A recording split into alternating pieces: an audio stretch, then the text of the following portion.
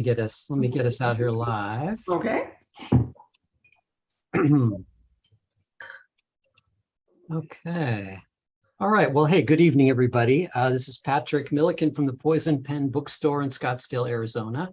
And we're here with another of our virtual events. And we're really excited to have Jerry/AG Riddle here with us. He's going to be discussing his brand new book, Lost in Time. And Diana Gabaldon, who needs no introduction, is going to be stepping in to do the heavy lifting on the program. Diana, always wonderful to see you. And just not like everybody doesn't know this already, but her latest book, Go Tell the Bees That I'm Gone, has just arrived in trade paperback, and we have tons of copies. So if you have questions for Jerry or Diana, go ahead and put them in the comments field, and I will be brought back online towards the end of the hour, and I'd be happy to ask any questions you might have. So Barbara, over to you. Thank you very much, Patrick. I'm holding up my copy too. Isn't it gorgeous? I really love the cover. Yeah, the colors. Right. Very handsome. And I want to drink a toast to Jerry because, in fact, today is his publication day. So, slideshows, Diana would say. Such a vibe. Thank you very much. Appreciate it. A real pleasure. Now, before I introduce you, Jerry, if I dodge, you can see my copy of Bees over there. And if I tilt this a little better, you can see Outlander and what do I have behind me? Voyager. But Diana, I did a little bit of time traveling because when I got your books out of my library, things fell out. Hi. One of the things that fell out, I loved it, was this wonderful picture of Diana. Look where she is. Oh, wow. It came with a fiery cross. It's been a long time ago. It is a long time ago, but even more hilariously, I also got a 2-page copy of your tour for Fiery Cross, which is multitudinous, starting, of course, with the Poison Pen and moving on. And I thought, wow, that really is a kind of time travel, isn't it? It is, yeah.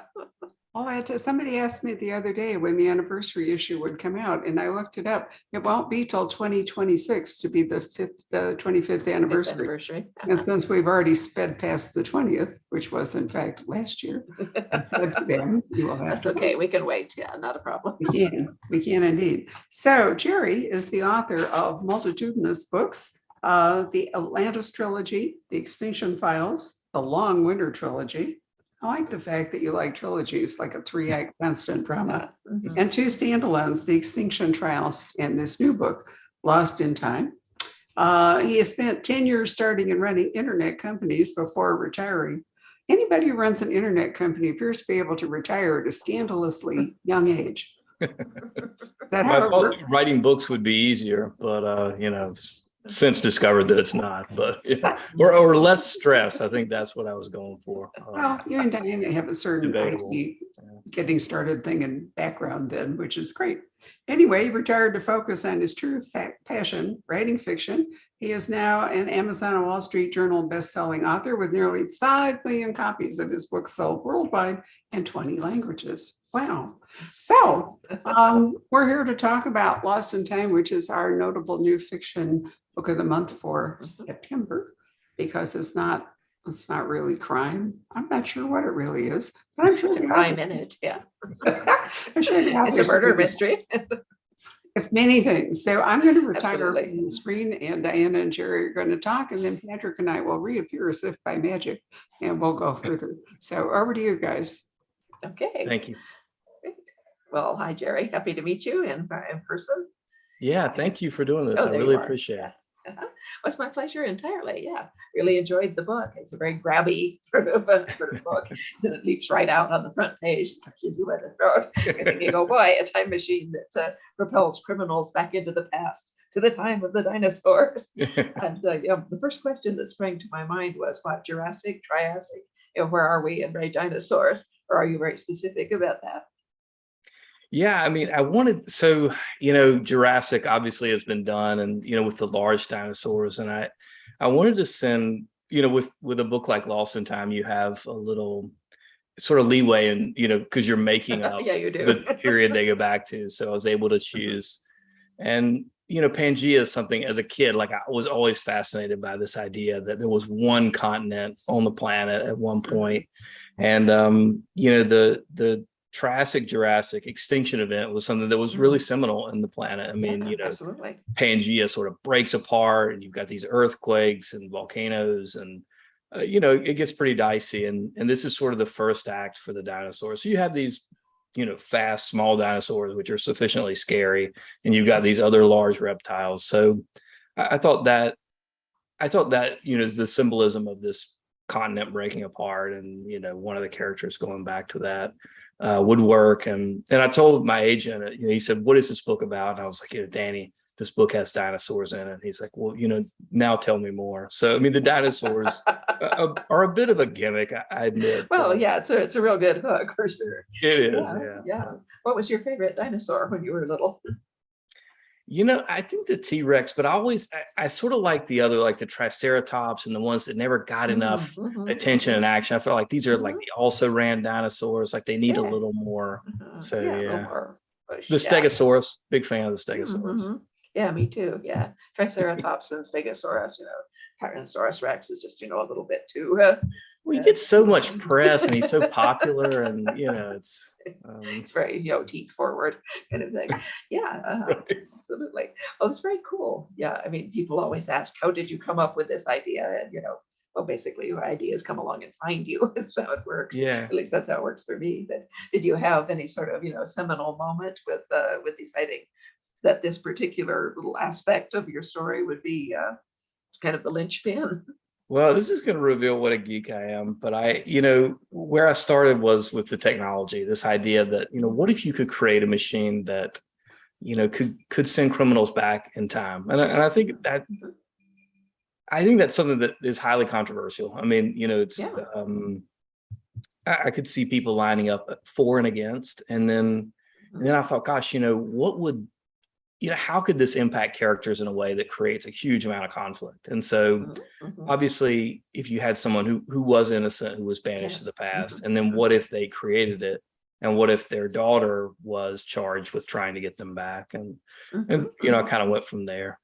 Well, yeah, that's one of the things I liked especially about the book was your involvement of the family dynamics, so to speak. And, of course, the father would do anything for his daughter, including being sent back to the time of the dinosaurs in order to save her from a similar fate. And now I did want to ask, is that where the Absalom name came from? Was it from the biblical Absalom? Yeah. Well, to some extent, I mean, it's sort of loosely based upon it, but I did that because I wanted to sort of show what the characters were like early in the book. I mean, I always love when I'm reading a book and I get a sense of the characters, and then they sort of surprise you and become a little more complex. But for Sam, it's not something he has to think about very hard. His daughter's life is at stake, and he says, "All right, going back to the time of the dinosaurs." So here I go. But, exactly. Yeah. No, I thought that was very, it's such economical storytelling that you have at the beginning there. You sort of lay the basic, hook out on the first page. Here we have the society. We have someone who is your main hero, in fact, who has invented this time machine that would send people all the way back, to the way prehistoric, thus keeping criminals out of the way permanently, but without actually doing physical harm directly to the criminals. I do wonder how well they fared back there. But this is the first page, and people are going, "Wow!" So then what? Well, the next thing is, who is this guy who's done this? And immediately, the second page, we're right into the family dynamics. And the third page, he's accused of murder. His daughter is arrested, and we're off. So this is a very fast-moving, very interesting book, and it just gets more and more complex as it goes on, but always in an extremely readable fashion, which I admire a lot. Yeah, but I thought that was just really well done. Well, thank you. Yeah, I mean, this is my 11th novel, and my early work, I think, is all of my books are really about ideas and technology and how they impact society. But one of the things I've tried to do is get better about characters and the complexity of these character interactions. And I think, for me, that was part of the fun of the book. And I think what really drew me to the story is these are characters trying to figure out each other. And ultimately, it's really about, I think the mystery is really about understanding each other and figuring out what motivates all these characters. And Exactly. the murder mystery is sort of at the center of it, but Mhm. you're really trying to unravel what these characters are about and what they're trying to do. Yeah, well, I remember a quote from Mark Twain, and someone asked him, how do you construct stories? He said, well, I get a good character and then I chase them up a tree and throw rocks at them. That's kind of kind of your technique. Yeah, you put them in a huge amount of trouble, and Mhm, then they've got to mhm, battle their way out. mhm, And the mhm. novel's a little like that. Exactly. Yeah, no, it's fascinating. Now you have to ask anybody who writes time travel novels, you know, what is the mechanism of time travel as far as you're concerned? Is it, I mean, I'm in the book, but for the audience, in my instance, I had to figure out how this person got to the past. And to begin with, that wasn't important to me. I just thought she was in the past. But I was, doing research right along and thinking, well, how did she get there? And looking at things in Scotland, and was reading accounts of these standing stones. And every time I read an account, it would describe the stones, and then it would end up by saying, but no one really knows what the purpose of the stones were. And I began to think, well, maybe I know. And so that's where I came up with that. So how did you develop your own hypothesis of how time travel works, both logistically and operationally, you might say? Yeah, mine was a bit of a I guess expansion of what we know about Mhm.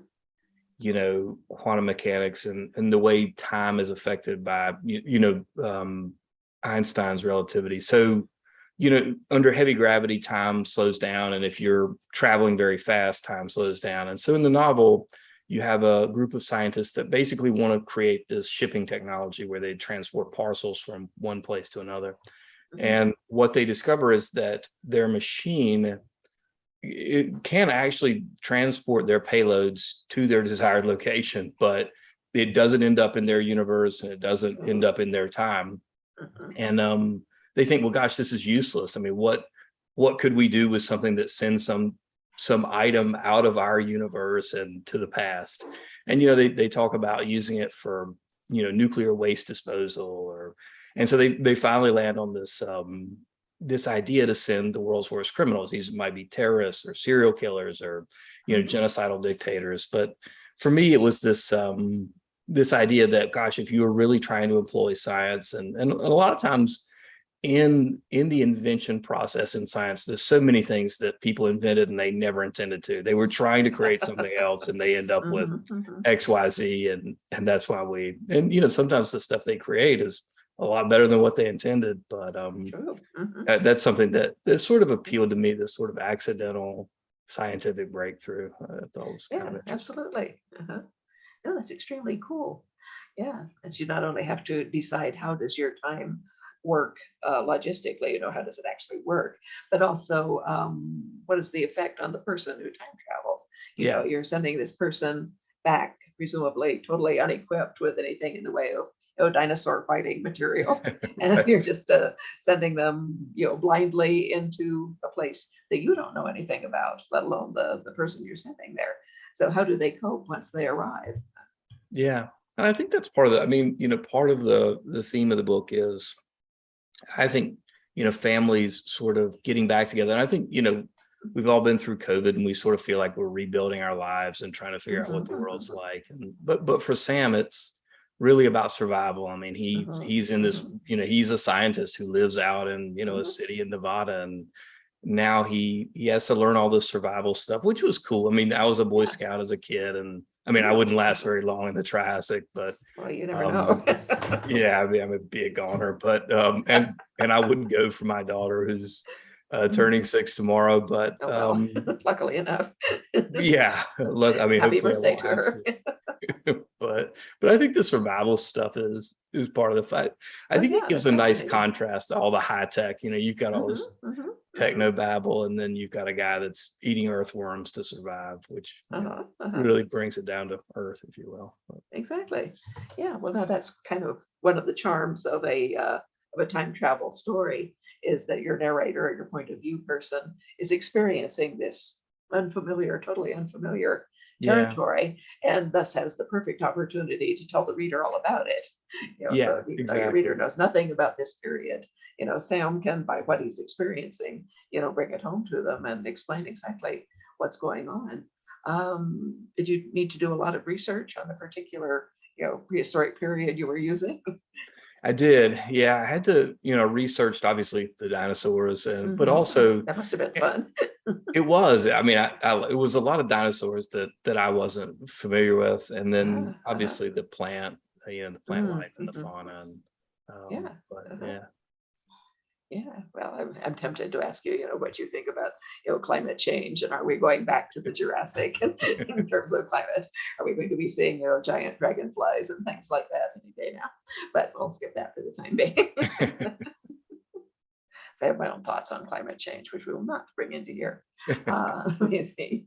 All I right, get a lot so- of emails about climate. I wrote a book, Winter World, about a coming ice age, and I get a decent amount of mail about it. Mhm, mhm. For sure. Yeah. Now, did you read time travel stories yourself a lot, or?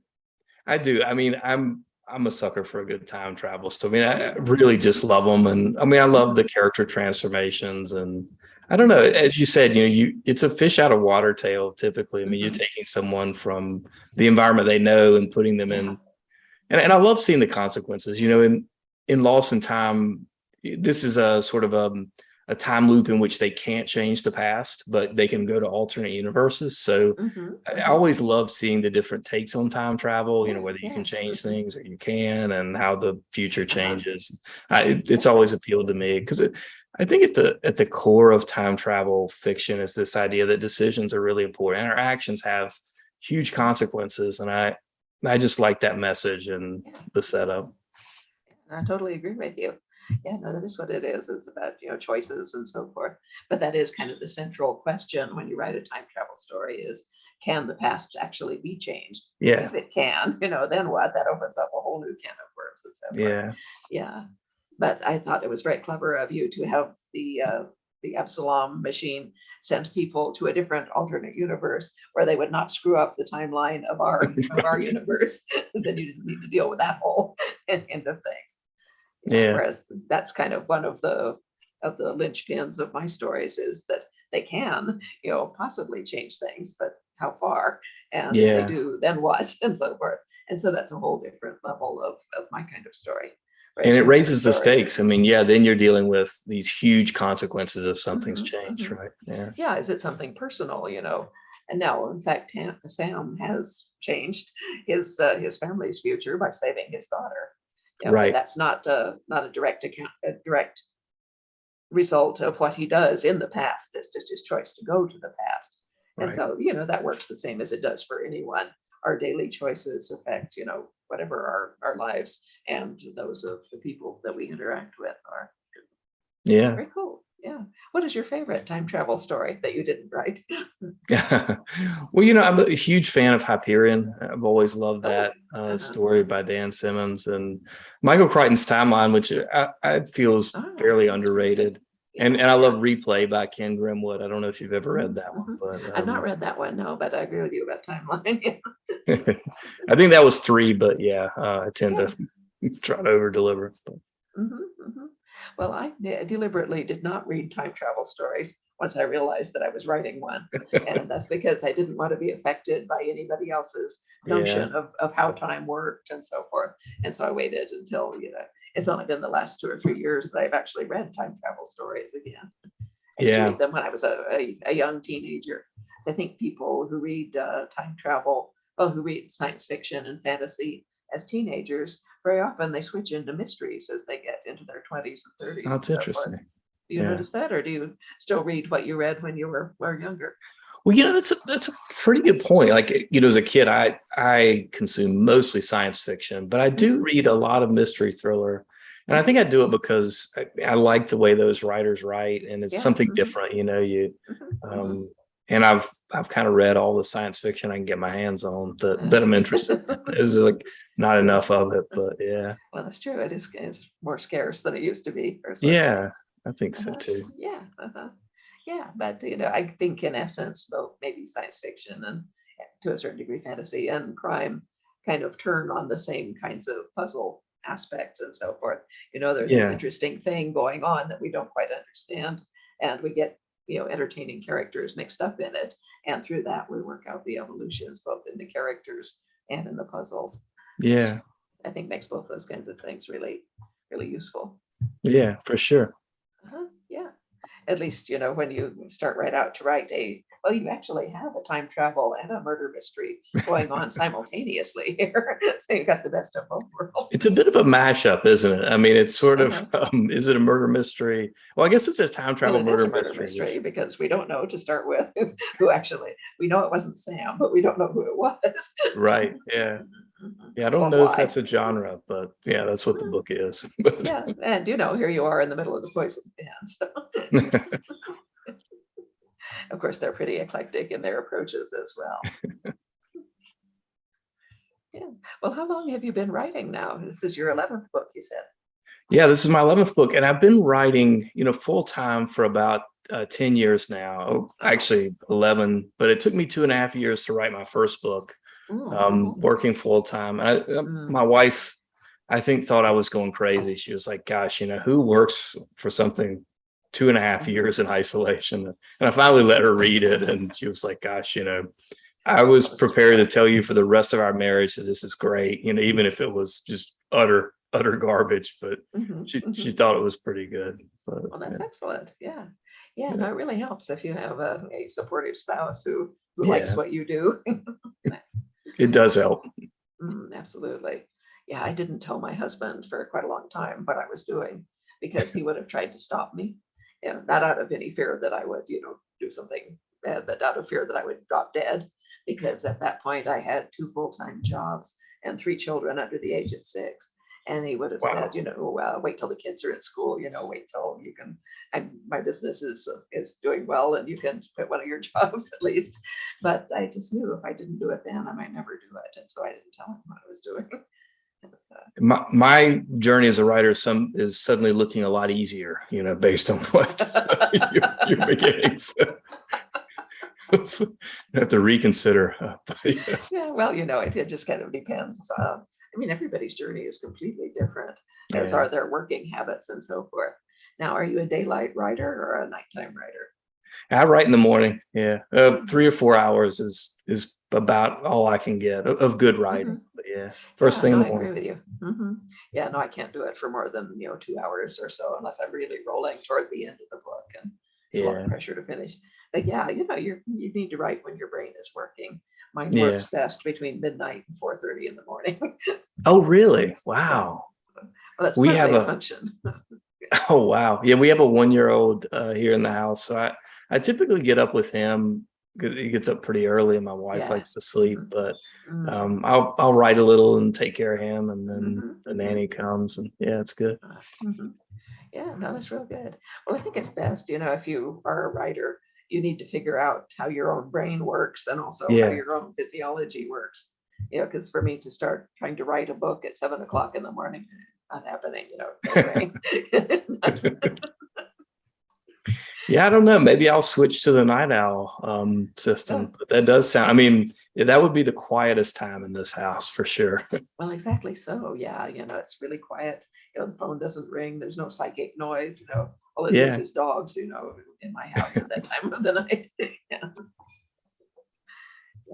But are you a linear writer? Do you work, one step at a time with an outline, or? I typically do. I do an outline, and I like to have a clear idea of the ending because I want there to be this big payoff and this sort of, my greatest fear is like writing a book where the ending doesn't really deliver. It's like just kind of like, and then they, walked away or something. But I do outline, and then I do my draft, and then I have to fix everything. But how about you? What's your process? Totally the other way.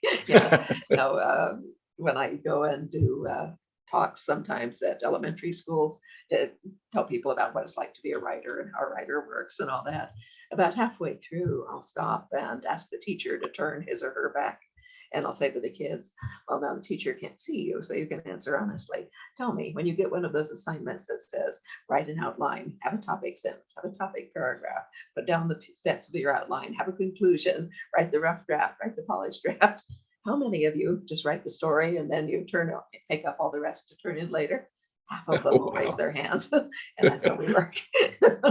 Oh, wow. Yeah, no, I mean, outline. I don't work with an outline. I don't work in a straight line. I work in bits and pieces and glue them together. So. Oh, that's amazing. Yeah, I mean, I will say my outline, it's an iterative process. Like, you know, I do an outline, but I always find that the characters, that like my impression of them early changes a lot. Like they surprise me and they develop. And so the outline kind of has to adapt to that. And sometimes I'm like, man, you know, I don't think these characters would do this. Like what's planned doesn't really work anymore. Yeah.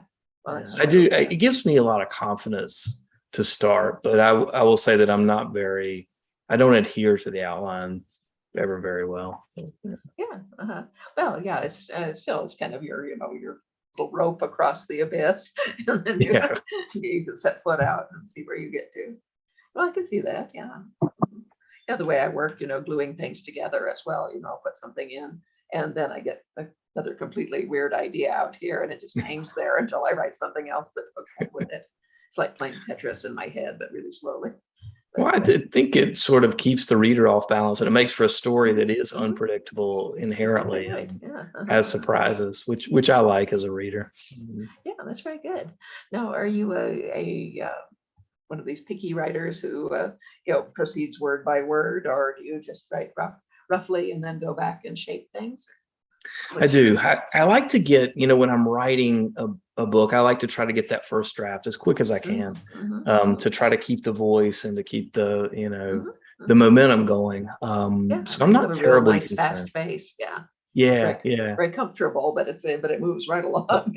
That's what I try to. And but yeah, how about you? What's your process like? No, I'm one of the picky ones, Oh, really? Well, this is assisted by the fact that I have no idea where I'm going. but I need to write on any given day is what I call a kernel, a line of dialogue, a visual image, something that I can see or sense concretely. Oh, wow. And then I write down a sentence that explains more or less what that is that I'm looking at. And then I sit there and stare at the sentence, and the front of my mind is doing technical stuff like, oh, you don't want this alliteration here, move the adjective. You want a different phrase. Maybe I don't. Maybe I'll move it here. And the back of my mind is kicking up questions, is kicking through the compost, thinking, well, what time of day is it? Where's the light falling? What's coming from that direction? Is there someone? Yeah, I see a face in the light. How is the light coming? Oh, it's coming in very low. It must be afternoon. I look, oh, it's sort of a blue light. It must be, oh, it's a winter afternoon. I can see the light reflecting off the snow. That's why it's blue. Wow. Oh, that's very cool. Yeah. So, just little by little, it takes me a really long time. Yeah, I'm doing good if I get 2 pages a day, but that's about 1,000 words. Yeah. Yeah. Wow, it's amazing. Man, I think for me, it's sort of like the first draft is a skeleton, and then I layer on those details. I think I worry about losing stuff, like if it gets cut and then I put all that effort into all the detail. I'm like, but I don't know. That's some quirk of mine that probably is not correct. But oh, well, I mean, there's no right way to write. It's just how your mind works.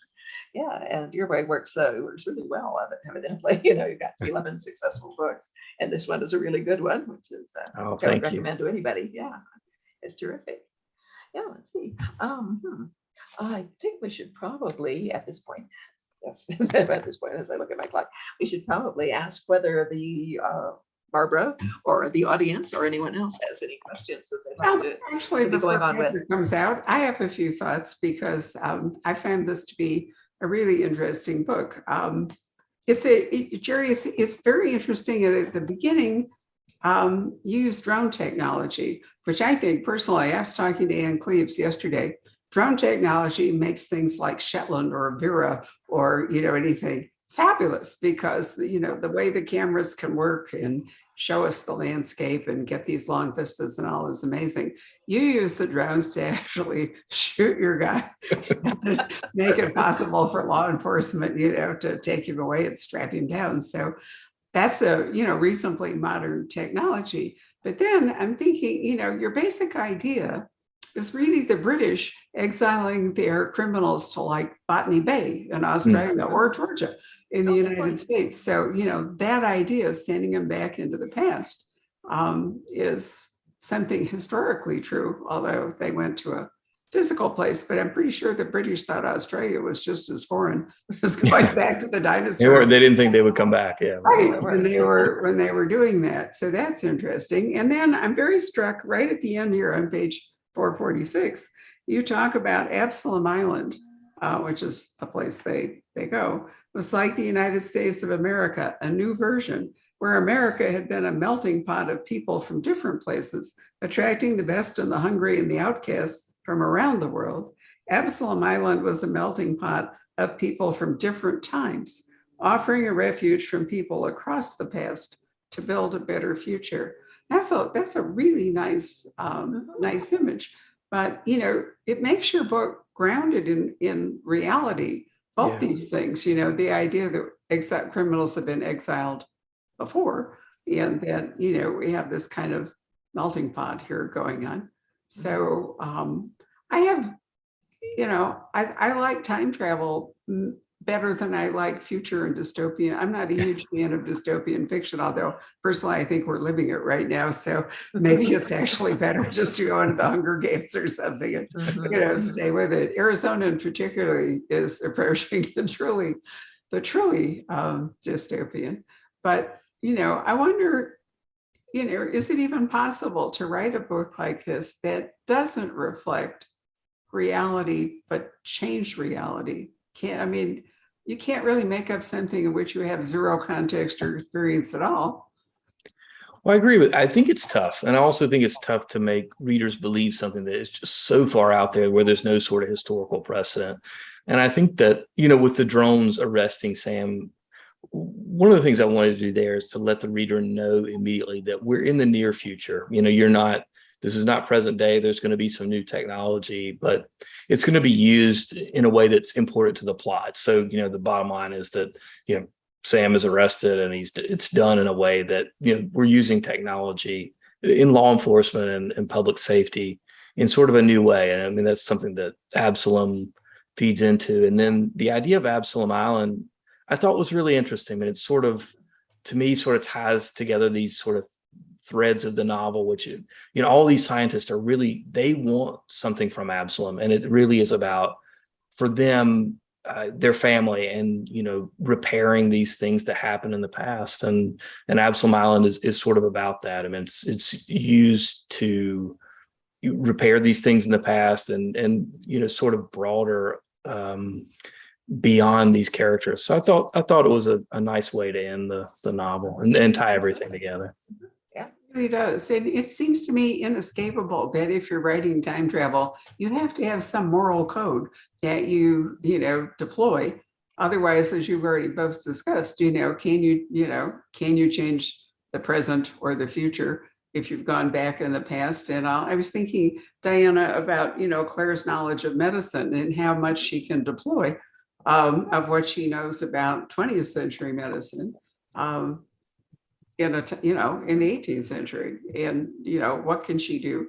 Fortunately, for an awful lot, there are pharmaceuticals and stuff in a natural state. It isn't like you have to go to CVS. You can sort of go to the woods or whatever it is. Know what to look for. Yeah, exactly. And she knows more about midwifery than a less well-trained. I've always been fascinated by the fact that nobody understood puerperal fever, which basically means if you wash your hands, it probably won't happen until the 20th century. I don't know that how many of us remember that aspirin was only invented in like 1922 or something, 24, and penicillin, an accidental discovery in the 1930s by Alexander Fleming. It's very recent that we have had, we've seen the whole COVID thing, and the vaccines, but up until really the 20th century, there were not huge advances, at least in pharmaceuticals and surgical techniques. Right. Or even blood typing is fairly recent. Yeah, I mean, I've always thought that Henry VIII and Catherine Aragon must have had just a flaming RX factor problem, right? I mean, otherwise, she could have had one. I mean, isn't that classic, Diana? She had one healthy child and then everything else was a miscarriage. That's right. Yeah, and probably happened to Queen Anne as well. So much of the history of the British royal family is a history of medical malfunction, where nobody knew how to fix it. Right. So I forgot to mention, bad me in the introduction, that this book is already a bestseller in the UK. In point of fact, number 5 on the Sunday Times bestseller list. Which, great. My bad, but congratulations. That's very exciting. Yeah. And the reason this book is published, today is Thursday, is because that is the publication day in England, as opposed to in the United States, the general publication day is Tuesday, and it all relates to the bestseller. Well, there's a lot of stupid reasons why Tuesday is publication day in the United States, but we won't go into that. So Patrick, why don't you pop up from the blue and or from the black actually, and see if there are any questions that you might like to relay. Yeah, there are a bunch. Good. Linda says, I wonder what Claire Fraser would do if she went through the stones and ended up in the Jurassic era. Well, she wouldn't have anybody to talk to, for one thing, so she'd be at something of a loss. Let's see. Linda also asked, she says, let's see, question, at any point, especially early on in the story writing, did you, Jerry, worry that having dinosaurs and people was going to just be too problematic or create more problems than it solves? It's a good question. I mean, I did worry a bit about the believability of Sam, surviving the dinosaurs. And I think that's one reason to send him to the Triassic, because the dinosaurs weren't as big or as scary, right? Like, he could sort of handle what was back there. But yeah, it's a fair consideration. Well, I mean, consider mammals evolved around that time. They survived. Yeah. And what is a human if not a mammal? Exactly. A very ill-suited to survive mammal, in the wild anyway. I've often wondered, I mean, I'm not very scientific, but if the asteroid that apparently struck in wherever it was, the Yucatan, South America or wherever it was, if the dinosaurs were just too big, but the mammals, who were pretty small at that point, were able to actually, because the skies darkened and there was no sun and terrible things happened and all, but the mammals at that stage were really little and probably were in great shape to hide out in the dark and survive until things kind of cleared up. If we have a giant volcano explosion again, which could happen, I was watching a detective series set in Naples and Vesuvius is in the background, and I'm looking at the traffic and I'm thinking, if it goes, Pompeii will be just like nothing in comparison to what's going to happen in contemporary Italy if this thing goes off. Or remember the Iceland volcano, where we couldn't fly anywhere and all of it. So some version, in fact, of the asteroid could happen again. And those species that are best adapted to the conditions that would then prevail will do better, and are we? Because maybe we've gotten to be too big and too this and that. Who knows? I think we'd be in bad shape. The world is so small, compared to everything else. It's hard for us to imagine a world without us, but the world really was without us for almost the entire time. We're fairly recent on the scene, frankly. Very, yeah. I often wonder too if people are comparing you to Michael Crichton just because of Jurassic Park. I mean, could be, yeah, possibly, yeah. But you have the same essential genre, and it is, a very accessible, very readable, very thrilling kind of book. I don't think that's a bad comparison at all. No, I don't think it's a bad comparison. I just think, dinosaurs, Michael Crichton, it's sort of every time dinosaurs come up, everybody goes Michael Crichton. Oh, well, Patrick, sorry, carry on. Well, that's okay. No, I'm just kind of scrolling through there. Let's see, Dawn on Facebook is asking, I think this probably applies to both of you. She says, he says, I gotta ask the most obvious question. What was your favorite book to write and which one was the hardest to write? Well, Diana, go first. Well, I don't know. I think probably Voyager was my favorite of the big books to write.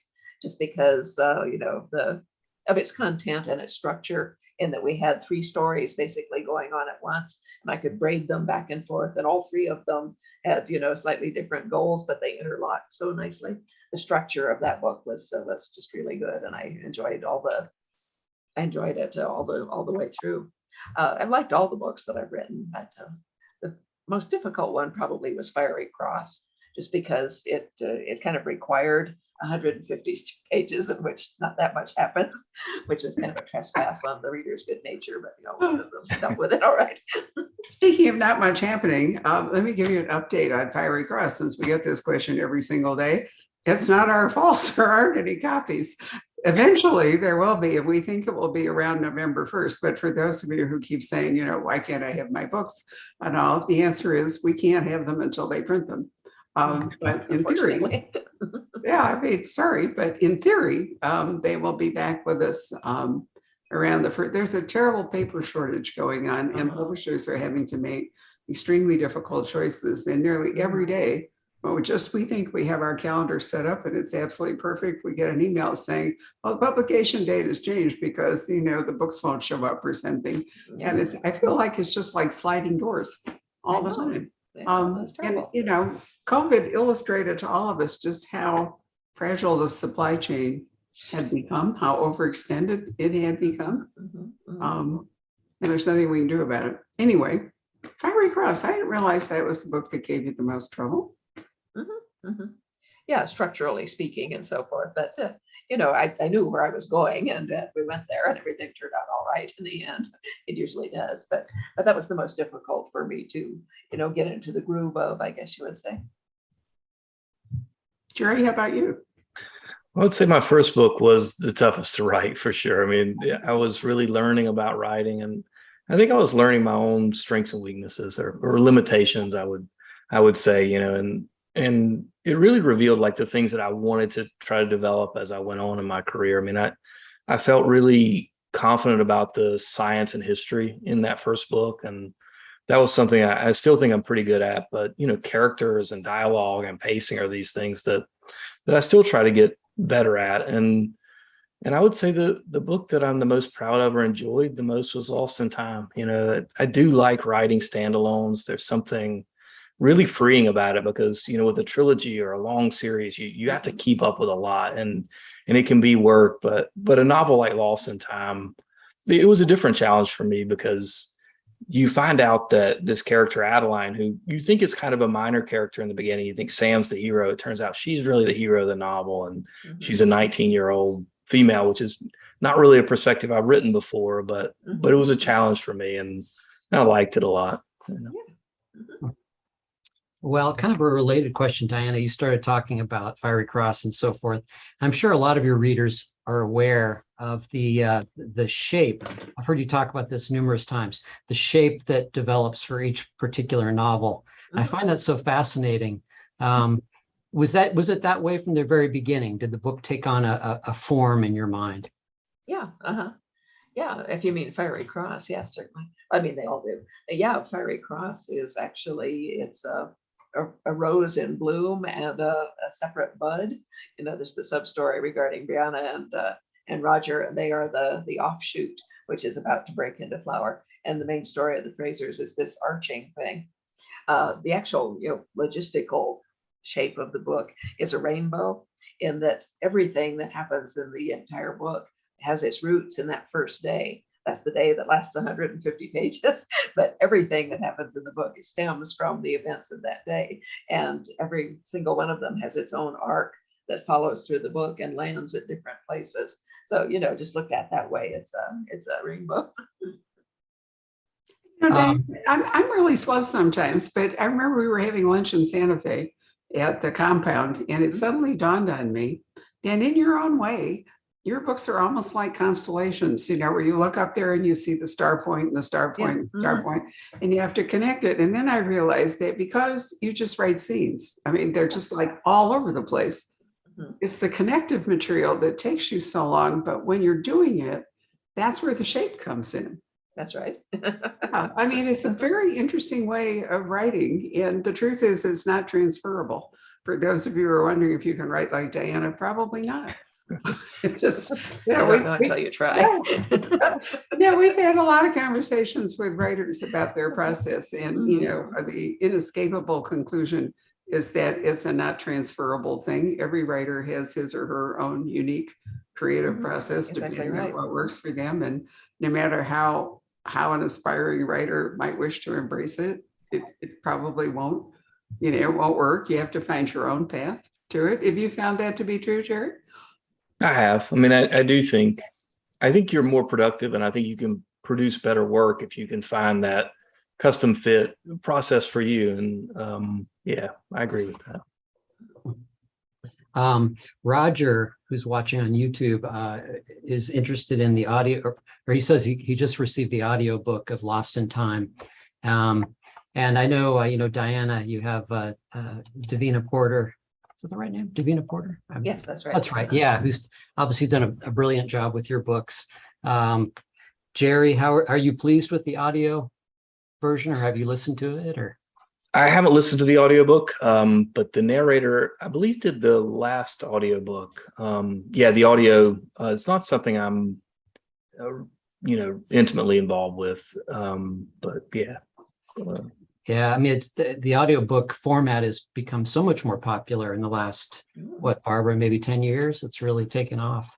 Amazing. Well, it's not just the audiobook, it's podcasts that become, an absolute rage. And only in the last month, maybe the last week, did I become aware that two podcast queens, podcast not being my thing, so I'm not, they hadn't previously come into my universe, have written debut novels. And it's the platform of them being podcasters that obviously have had publishers going, oh, look, there are like 10 million people that listen to this podcast.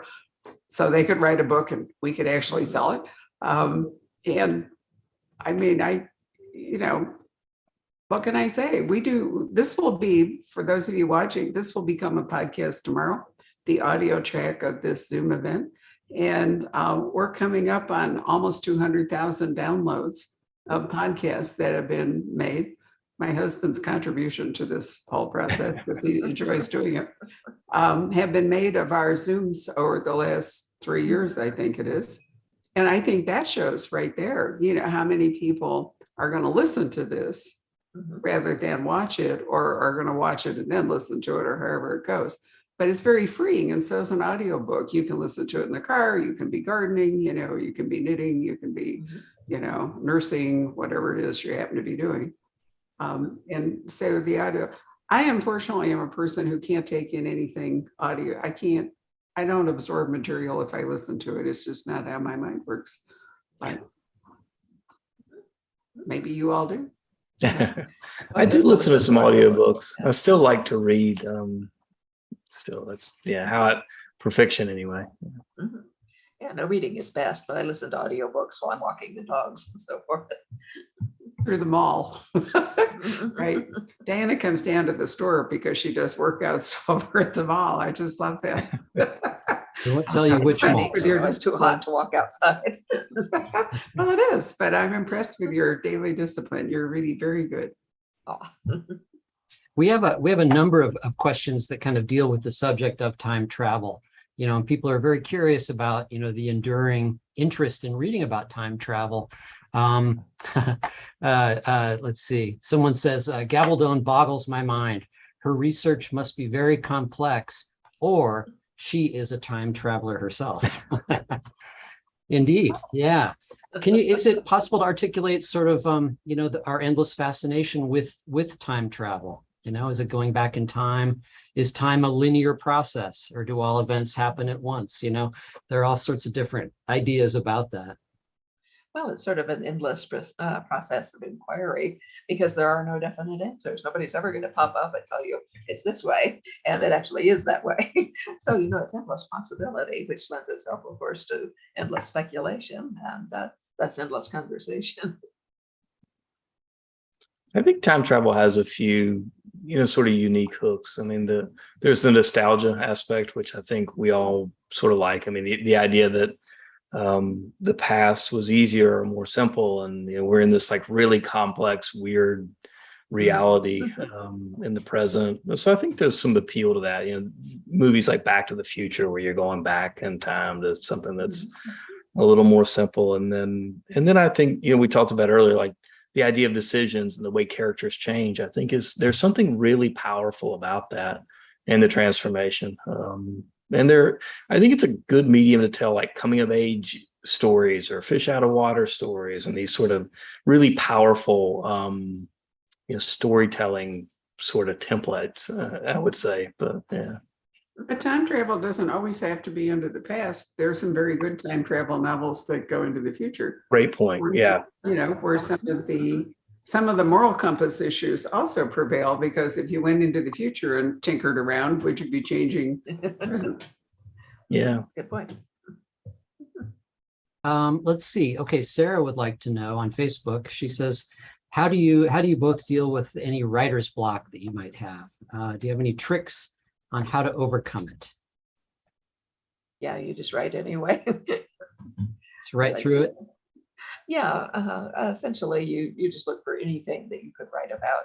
Sometimes for me, if I'm just totally stuck, nothing is happening, I'll write nonfiction for a little bit, because there's always, things, Facebook posts or, well, I don't do it with email, God help me. But, you write something just to be writing something, because, the act of putting words on screen or paper kind of boils your synapses and gets words to be working. And, if there's something that you were kind of struggling with in what you're not writing, that's kind of going in the back of your head. And as you're writing other things, that kind of takes your concentration off that. So you're not thinking, I'm stuck. You're just doing something else. And that gives what you were stuck with room to kind of loosen itself up and maybe find a crack where you can get back into it. Yeah. But you need to be actually working. Yeah. And I think writer's block is sort of a placeholder for what all writers deal with. Like we all have these sort of things that block us or hold us back from, doing what we need to do. And like for me, it's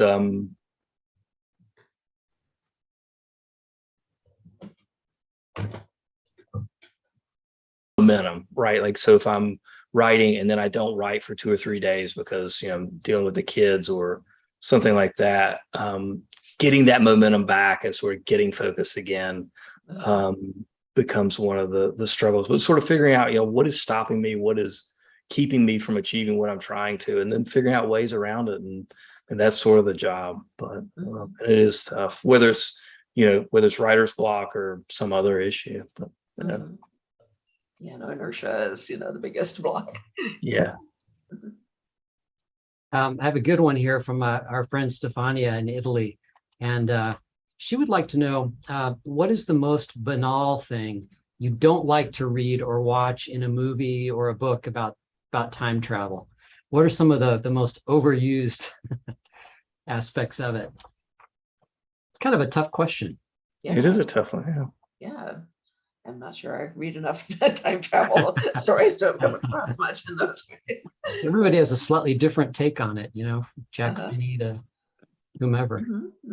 There's probably been some devices that are overused. I mean, you go back in time and kill Hitler, or, you go back and do something and you expect something to happen. I mean, the time travel stories that I love are kind of the ones where anything can happen. You go in with sort of these wild expectations and they're sort of, not met, and the story becomes something that you weren't really expecting. And I love that. I mean, some people hate it, they like to know what they're getting and they like to sort of, have their expectations met. But I, as a science fiction author, I sort of like that uncertainty.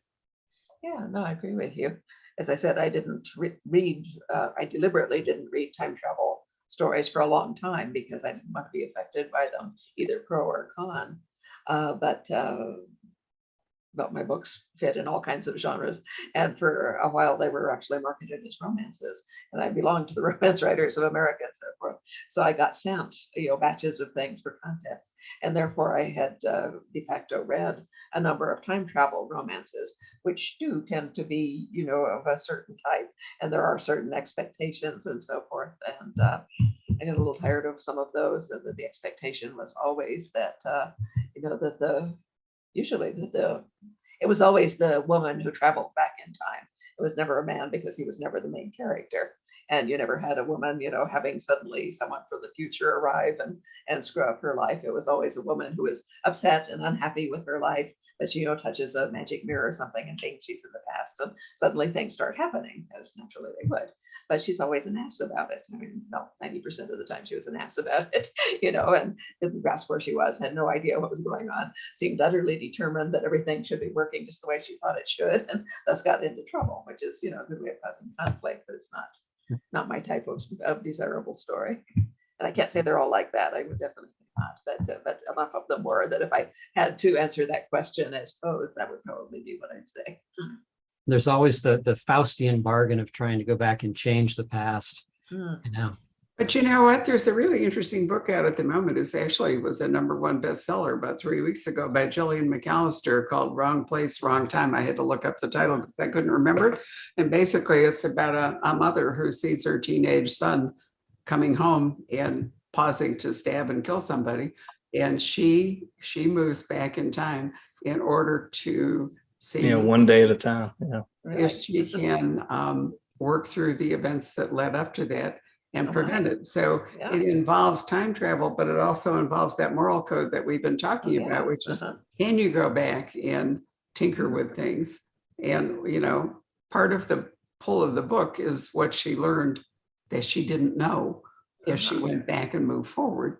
And you're right. I mean, she wasn't, I can't call her an ass. She wasn't unhappy. She was horrified, actually, but it's a really different structure for a thriller, Yes, it is. with a murder in it. That. Yeah, that sounds Yeah, and I fascinating. can see why people were fascinated with it. Yeah. James Lee Burke also, I think, does he plays with time in interesting ways. They're not exactly time travel, but he has different times kind of existing simultaneously. Yeah. Which is very interesting. Very and I gotta say, Dave, who's watching, he has a great comment. He says, time travel. Are we not all time travelers of sorts in our dreams and our imagination? Who knows what is real, what is fiction? The truth perhaps somewhere in time. Interesting idea. Do you think that readers are all time travelers? I mean, all of us are time traveling as soon as we dive into a book. Absolutely. Which is one reason we do it. Here's a question for Jerry. Let's see. Steve would like to know, in your previous books, Jerry, there have been many references to the acronym ARC. And we think of ARC in a different context. Does this feature in Lost in Time? And is there a reason for this common themed acronym in your work? It's a good question. It doesn't appear in Lost in Time, but there are, these recurring themes. One of the books, The Birthright, which is sort of this philosophical book that doesn't exist, but exists in my work, is in the next novel. But yeah, ARC is something that, I don't know, there must be something subconscious, or maybe I was like a kid and like something dramatic happened to me and it was written somewhere. I don't know. I should probably talk to someone about that, but I'm not aware of the actual reason. What does the acronym stand for?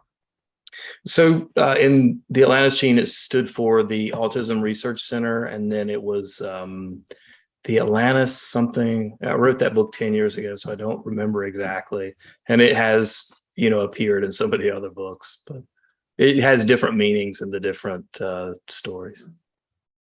Dan asks, how long did it take you to write this novel? Have you already started the next? And did you consider making this the start of a trilogy, or did you want to break from those? I did want to break from it. So I actually wrote Lost in Time after the next book that's coming out, Quantum Radio. And it took me about, I think the first draft took 3 or 4 months. I'd done a little research before the book, but it wasn't as research heavy as some of my other novels. I had to do some research about the Triassic and some location stuff. And then the next novel will come out, I think, in March. And it will be the start of a series. For Lost in Time, I was really happy with the way the book ended, so wasn't much interest. I didn't think a trilogy would be stronger than the standalone. It didn't read like a book that required a sequel. Did you think, Diana? No.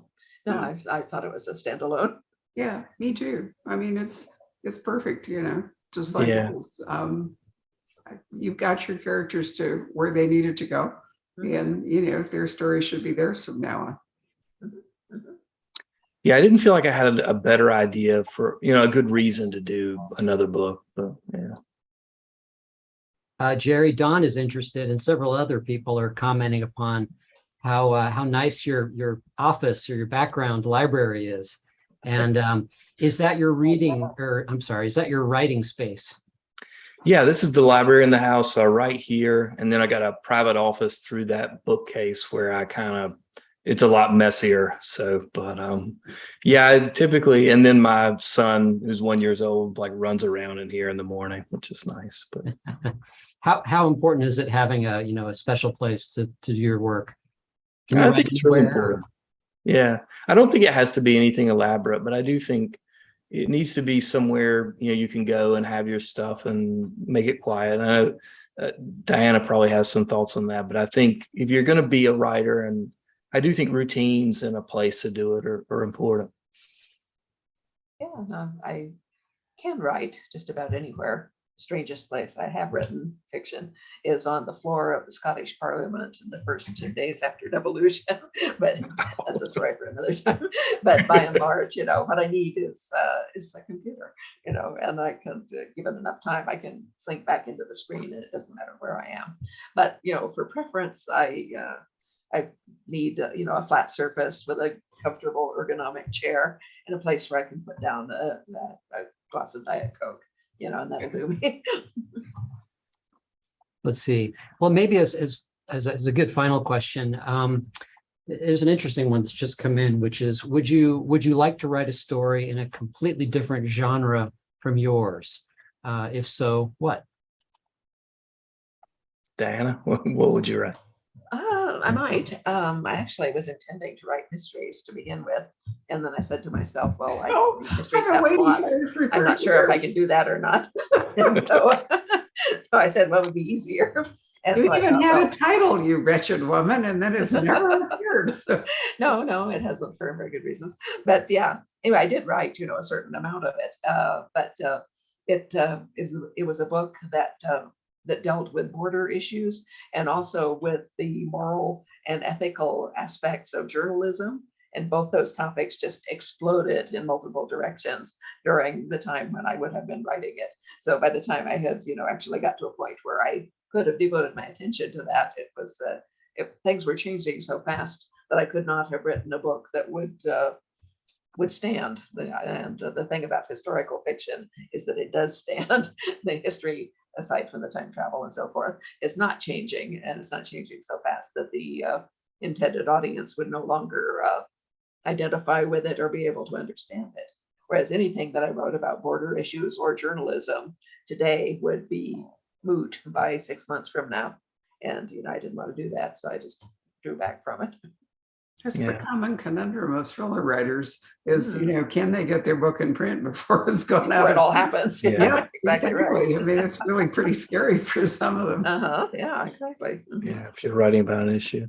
Well, I've thought about writing, some young adult stories. Now that I have kids, and I start thinking about the kind of stories I want them to read, and about stories that are about choices, much like time travel, but also characters that have this moral code, and something that I think would be important for young people to read. I don't know if I'll do it, but I have some ideas along those lines. And yeah. Sounds wonderful. Well, Jerry, if your book is coming out in March, which is a primo time to come to Phoenix as compared to August, maybe you'll, I know it's 109 today. I was like, oh wow. I know it's a good thing we're doing Zoom because there's the heat advisory out, and it's not fair to, excuse me, ask people to come out. But it'd be lovely to see you. But meantime, Jerry has very kindly signed copies of Lost in Time, and we apparently can have an infinite supply. So, if you are fascinated with this discussion, it would be wonderful if you would order one and support him. Diana is in and out of the Poison Pen with frequency. And as Patrick pointed out, the paperback of Go Tell the Beast That I Am Gone is out. The hardcover still exists. The whole backlist still, with the exception of Fiery Cross, but we are going to reclaim it, does exist. And in point of fact, we send Diana's books all over the world every day. It's all the really time. wonderful. One day it's Jakarta and another day it's Oslo. And then, Wow. proving that Outlander Fabulous. has touched people all around the world. amazing. And it's really been an interesting journey. We've been doing this together for 30 years now. And it's Thank you for many years of job security, Diana. You're more than welcome. I mean, it's wonderful how, books. I remember that Colin Dexter, who was an interesting writer, we might have sold 3 Colin Dexter books ever until Morse went on television. And then, there we were. P.D. James did not explode really until Adam Dalgliesh became. It's astonishing the power of visual storytelling, translating books, however they do it, and whether it's good or bad, whatever, Exactly.